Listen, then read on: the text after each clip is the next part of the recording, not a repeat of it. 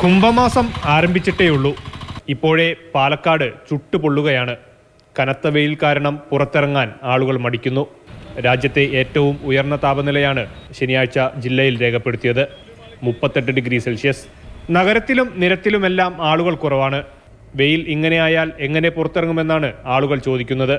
കച്ചവടങ്ങളെയും ചൂട് ബാധിക്കാൻ തുടങ്ങി. ഈ വെയിലിൻ്റെ ചൂട് കൊണ്ട് ആൾക്കാർ വെളിയിലേക്ക് വരുന്നില്ല.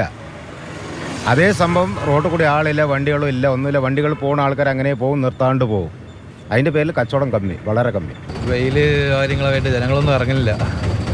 വളരെ മോശം ഓട്ടം. ചൂട് സഹിക്കാൻ വയ്യ, നല്ല തലവേദനയുണ്ട്, കുട്ടികളെ കൊണ്ടും താങ്ങാൻ പറ്റുന്നില്ല, ഒക്കെ വീട്ടിലിരുത്തിയിട്ടുണ്ട്. ചൂട് കൂടുതൽ തന്നെയാണ്.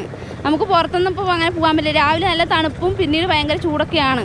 കാലാവസ്ഥാ വ്യതിയാനത്തോടൊപ്പം ആഗോളതലത്തിൽ ചൂടിനുണ്ടാകുന്ന ഏറ്റക്കുറച്ചിൽ മൊത്തത്തിൽ താപനില ഉയരുന്നതിന് കാരണമാകുന്നുണ്ട്. അതോടൊപ്പം പശ്ചിമഘട്ടത്തിൽ സ്ഥിതി ചെയ്യുന്ന പാലക്കാട് ചുരത്തിലൂടെ വരുന്ന വരണ്ട കാറ്റ് ജില്ലയിൽ ചൂട് വർദ്ധിപ്പിക്കുന്നു. മുൻ വർഷങ്ങളിലെ അതേ പാറ്റേണിൽ തന്നെയാണ് ഇത്തവണയും ചൂട് എന്നാണ് IRTC സീനിയർ സയന്റിസ്റ്റും എനർജി ഡിവിഷൻ തലവനുമായ ഡോക്ടർ MS ശ്രീജിത്ത് പറയുന്നത്. മാർച്ച് ആദ്യവാരത്തോടെ താപനില 40 പ്രതീക്ഷിക്കാമെന്നും അദ്ദേഹം കണക്കുകൂട്ടുന്നു. എന്നാൽ എൽനിനോ പ്രതിഭാസം അവസാനിച്ചതിനാൽ ഒരുപക്ഷെ ചൂട് കുറയാനുള്ള സാധ്യതയും തള്ളിക്കളയുന്നില്ല. ചൂട് കൂടുന്നത് കണക്കിലെടുത്ത് ജനങ്ങളോട് ജാഗ്രത പാലിക്കാൻ ആരോഗ്യവകുപ്പ് മുന്നറിയിപ്പ് നൽകിയിട്ടുണ്ട്. സൂര്യാതപത്തിൻ്റെയോ സൂര്യാഘാതത്തിൻ്റെയോ ലക്ഷണങ്ങൾ കണ്ടാൽ അടിയന്തരമായി ചികിത്സ തേടണമെന്നും നിർദ്ദേശമുണ്ട്.